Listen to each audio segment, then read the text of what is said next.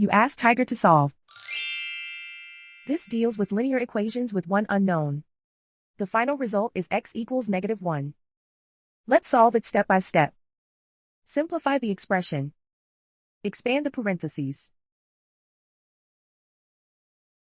Multiply the coefficients. Simplify the arithmetic. Group all constants on the right side of the equation. Subtract 15 from both sides.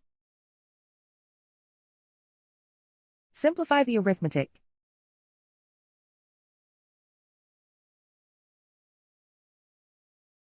Isolate the x. Divide both sides by -6.